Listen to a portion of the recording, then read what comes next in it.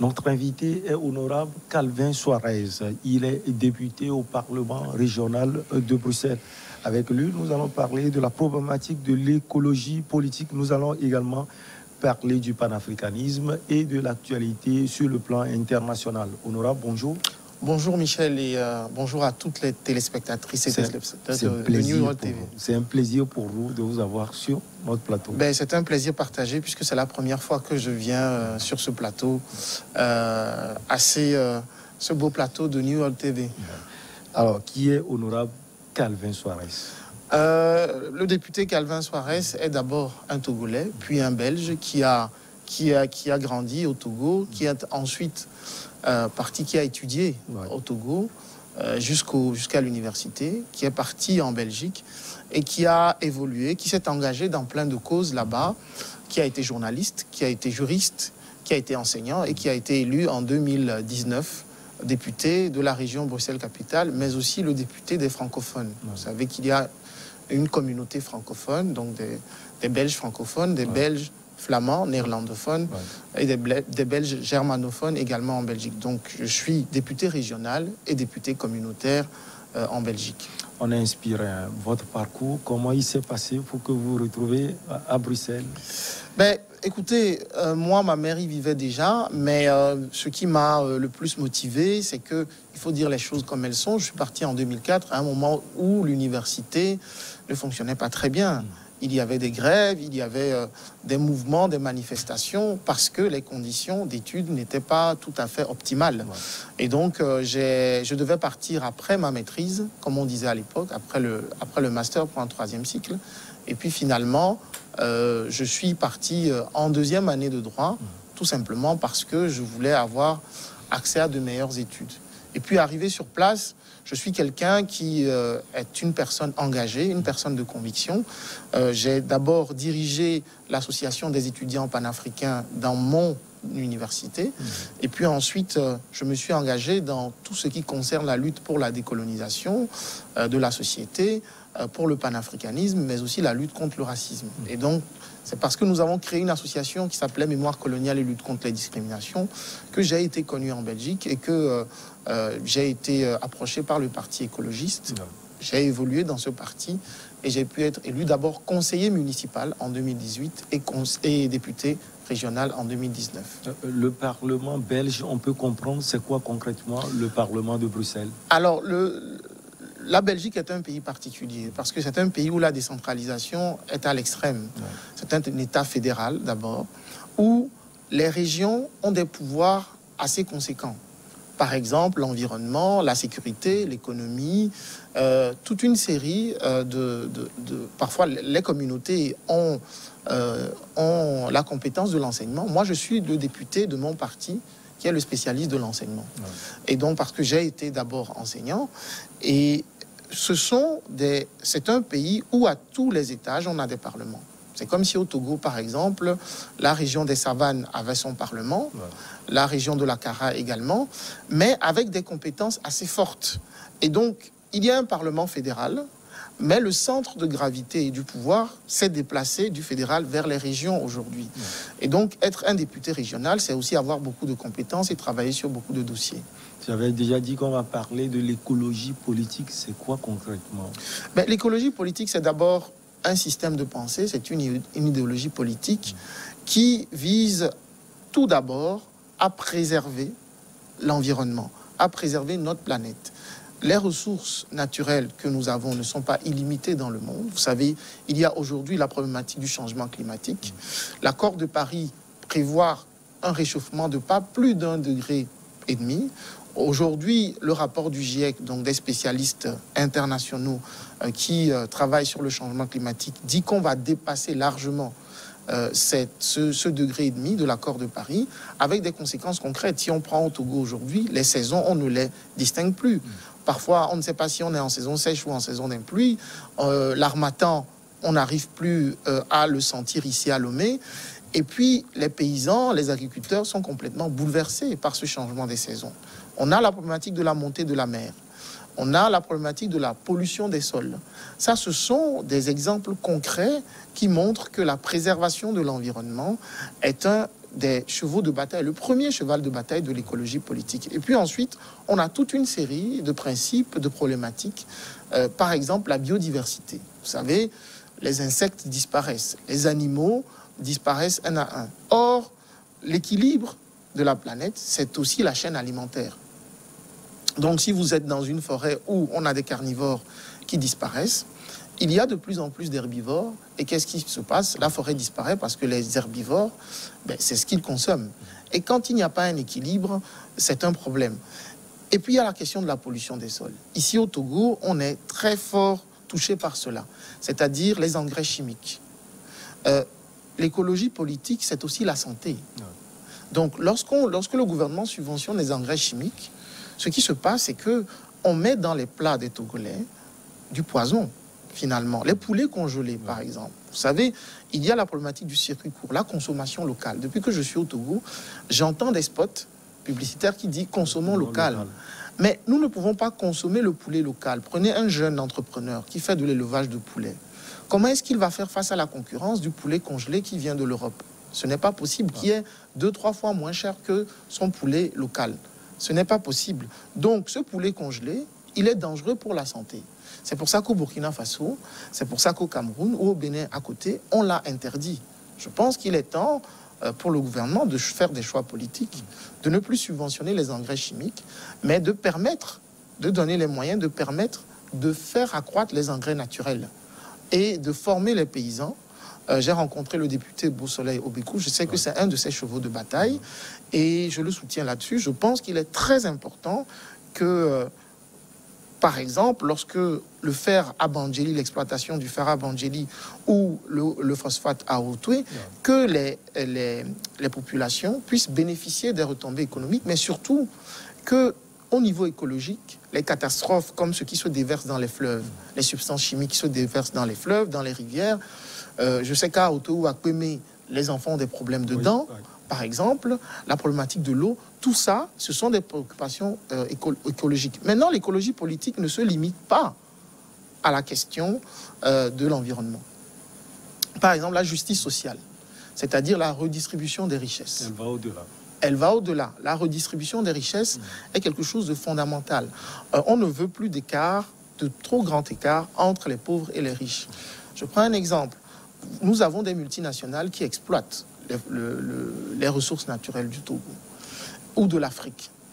Mais on se rend compte que les populations locales où on va exploiter ces ressources ne bénéficient pas des retombées. Et donc, l'écologie politique professe également la justice sociale et économique. La justice climatique également, au niveau international. Parce que lorsque vous regardez un peu ceux qui polluent le plus, ce sont les pays européens, les pays occidentaux, la Chine, etc. Mais ce ne sont pas ces pays-là qui souffrent des conséquences le plus. Les pays qui souffrent le plus de la désertification, qui est aussi un cheval de bataille de l'écologie politique, la lutte contre la désertification, ce sont les populations du Sud. Et c'est pour ça que beaucoup de jeunes quittent les pays d'Afrique pour aller en Europe, risquer leur vie, tout simplement parce que la redistribution des richesses n'est pas ce qui doit être.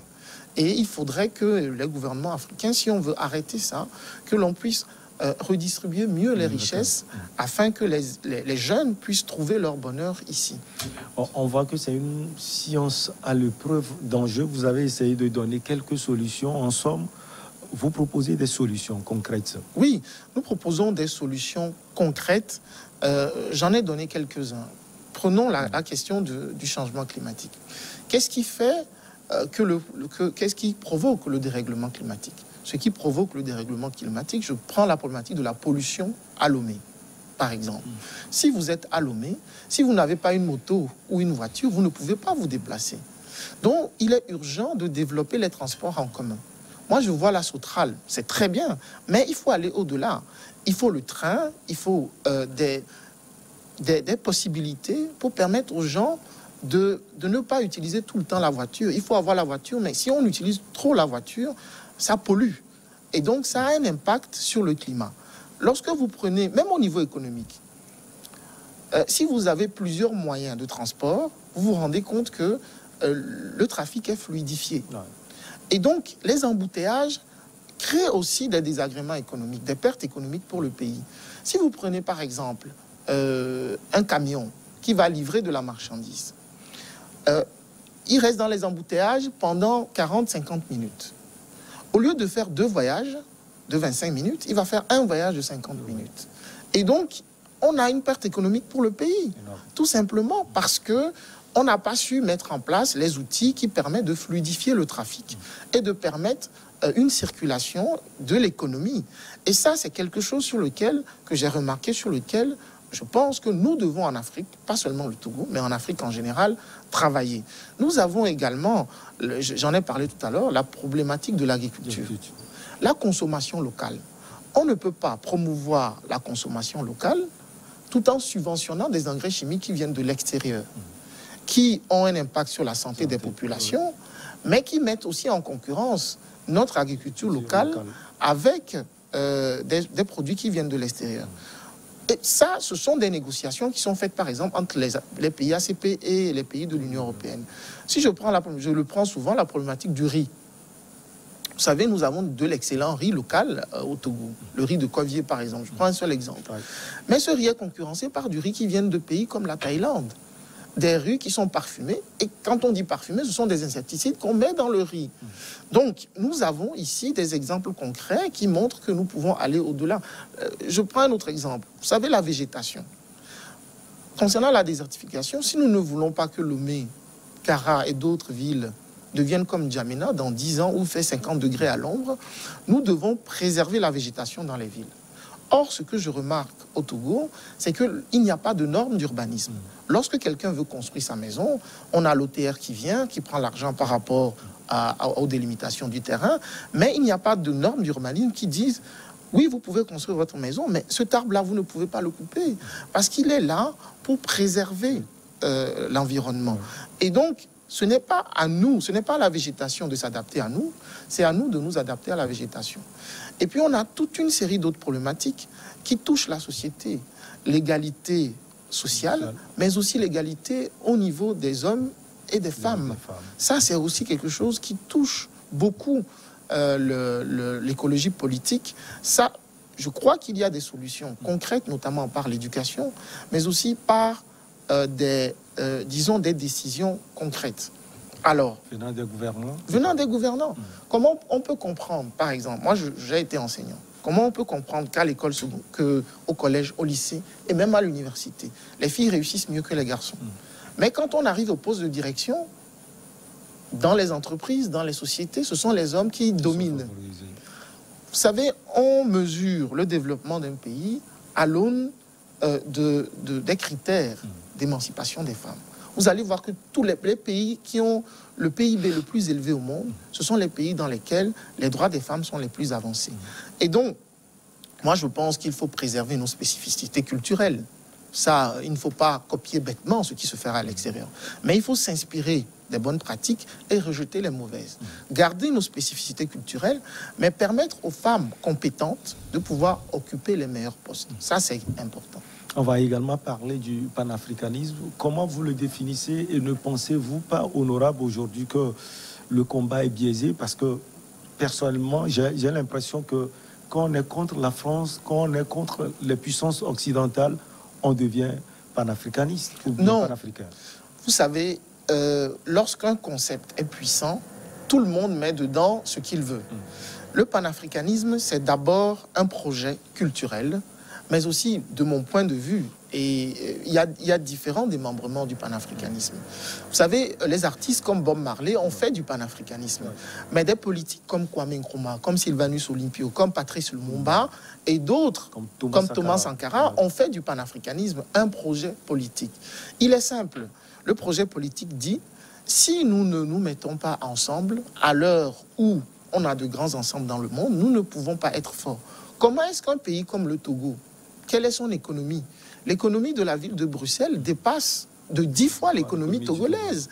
Donc, comment est-ce qu'un pays comme le Togo seul peut, disons, affronter lors des négociations internationales par rapport au commerce international les grandes puissances? Ce n'est pas possible. Aujourd'hui, l'Union européenne va en bloc négocier dans certains domaines. Mais l'Afrique est encore divisée. Nous avons aujourd'hui une Union africaine qui n'existe que de nom. Donc, le projet politique, c'est de pouvoir unir, mais unir pas par les chefs d'État, par la base, par des projets de base. Comment expliquer, par exemple, qu'il n'y a pas un projet qui permette aux Ouest-Africains de pouvoir se déplacer en train de Dakar jusqu'à Lagos. Même entre le Togo et le Bénin. À part la route, il n'y a pas de projet. Et donc ça, ce sont des projets panafricains. Moi, avant de parler de politique politicienne, je parle de projet. Parce que le panafricanisme, le mien, c'est le panafricanisme des peuples. C'est-à-dire que lorsqu'on développe un certain nombre d'infrastructures, lorsqu'on développe un certain nombre de projets culturels, économiques, les populations se rencontrent. Et lorsqu'elles se rencontrent, elles s'habituent les unes aux autres. Quand vous prenez la frontière entre le Togo et le Bénin, ce sont les mêmes peuples.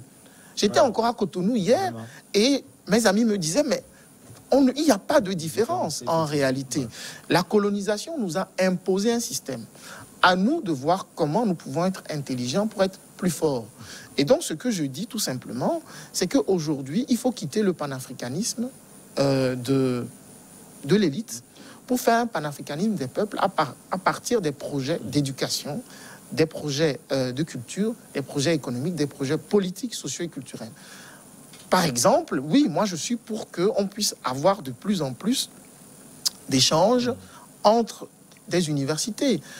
Pourquoi est-ce que des Togolais ne pourraient pas, pendant une année, aller étudier à l'université de Lagos?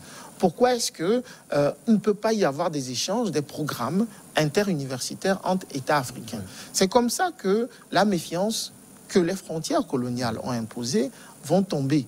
Et nos États ont été bâtis sur du superflu, c'est-à-dire des bases anthropologiques qui n'étaient pas les nôtres. Donc, on fait avec, mais aujourd'hui, nous devons être intelligents et voir comment nous pouvons construire une Afrique unie et prospère. Comme disait Kwame Nkrumah, nous devons nous unir ou nous allons périr. Aujourd'hui, les autres dans le monde sont en train d'avancer. Et donc, moi, même si je suis député belge, je n'oublie pas mes origines. Et je dis, le jour où l'Afrique va s'unir, le jour où l'Afrique va être économiquement forte, quand je passerai à Bruxelles, personne ne va m'embêter. Parce que les Chinois, avant, n'étaient pas considérés. Aujourd'hui, ils ont une économie qui est forte. Ils sont respectés. Quand l'Afrique va se tenir debout, les Noirs, où qu'ils soient dans le monde, vont être respectés. Merci beaucoup. Il y a également des sujets sur l'actualité, notamment au Togo, en Zambie et en Afghanistan. On n'a pas assez de temps, mais on va essayer cela. Au Togo, les élèves du collège et du lycée, cette rentrée, ne vont pas payer des frais de scolarité. Décision du gouvernement. Vous pensez quoi? Oui, moi qui suis en charge de l'enseignement, je pense que c'est une décision qui, partout dans le monde, est prise, mais il y a un élément important. Si cette décision n'est pas accompagnée par des mesures permettant aux écoles de pouvoir combler le déficit, de pouvoir combler le manque que cette mesure, au niveau de leur entrée, au niveau des ressources des écoles, cela ne fonctionnera pas. Je crois que déjà, cette mesure est préconisée par l'UNESCO. Donc, le Togo ne fait que respecter la charte de l'UNESCO qu'il a signée.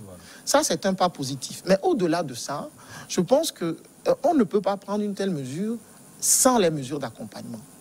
Donc, on a toute une série d'écoles. Quelles sont ces mesures d'accompagnement? Mais financières. C'est-à-dire que quel est le manque à gagner pour les écoles? Ça, ce sont des questions qu'on doit se poser. Vous allez dans des villages, vous avez des écoles où ce sont les parents d'élèves qui achètent les bancs. Ce sont les parents d'élèves qui, quand un mur tombe, contribuent économiquement pour relever les murs.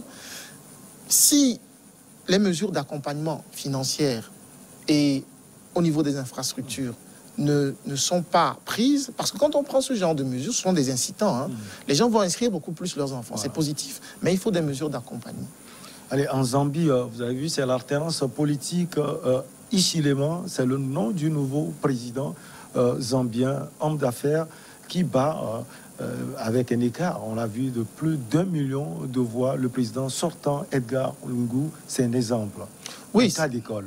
C'est un exemple, et il faut le dire fortement, l'alternance politique fait partie de la respiration démocratique dans tous les pays. Maintenant, il faut une alternance qui soit une alternance de qualité. En Zambie, on a vu que ce monsieur, l'opposant qui a gagné les élections, c'est un expérimenté qui a pris les bonnes décisions, notamment des décisions qui visaient à toucher le plus de population possible. Et donc, il n'est pas resté dans son précaré, il est allé construire des alliances aussi pour pouvoir gagner. Donc, l'alternance est quelque chose de positif. Et je pense que même l'Union africaine le dit. Oui. Donc, je crois que c'est un bon cas d'école. Mais il y a déjà eu des alternances en Zambie. Hein, c'est pas la première. C'est pas Chiluba. Oui. Voilà, donc ce n'est pas la première. Donc, je pense qu'effectivement, d'autres pays devraient prendre exemple sur la Zambie. Mais surtout, l'exemple, c'est le fait que le président sortant reconnaisse aussi sa défaite et félicite l'opposant. Effectivement. Alors, je crois que c'est positif parce que j'ai suivi cette actualité. Il y a eu beaucoup de tensions lors de ces élections. Oui, surtout lors de la campagne. Lors de la campagne électorale. Et ce qu'on a observé, c'est qu'au sortir de la campagne, les deux candidats ont été fair-play, surtout le président sortant, qui a reconnu sa défaite et qui a félicité son adversaire. Je pense que cela a permis de décrisper la situation. Donc, on l'a eu au Ghana aussi, hein, plusieurs alternances, c'est juste à côté, on l'a eu au Bénin. Je pense que le moment viendra, à force de travail, le moment viendra où dans les pays africains, ce sera quelque chose de normal de pouvoir dire, je suis arrivé au pouvoir, il y aura un moment où je devrais partir. En Afghanistan, 20 ans après leur déroute, les talibans reviennent au pouvoir. On a vu les images le 15 août précisément, où ils sont arrivés à Kaboul, où il y a eu la débandade totale des forces armées afghanes. Pour vous, ce n'est pas un échec des Occidentaux? C'est un gros échec. Et je fais partie en tant que panafricain, mais aussi en tant qu'écologiste, parce que l'écologie politique, ce sont aussi les relations internationales. Et le principe de l'écologie politique en matière de relations internationales, c'est le multilatéralisme. C'est éviter les interventions étrangères n'importe comment dans les pays. Voilà. Et donc, ce qui s'est passé, nous, Africains, nous nous souvenons très bien de la Libye et de la Côte d'Ivoire. Nous disons que ça ne doit plus arriver. Et donc, ce qui s'est passé en Afghanistan, c'est que c'est un échec des États-Unis dans la mesure où ces interventions qui sont faites sur ce que l'Occident pense des pays en question, mais aussi sur la base de leurs intérêts, ça ne doit pas fonctionner de cette manière-là. L'Afghanistan paye aujourd'hui les conséquences des choix politiques qui ont été faits par les États-Unis depuis le départ de l'Union soviétique de ce pays en 1979.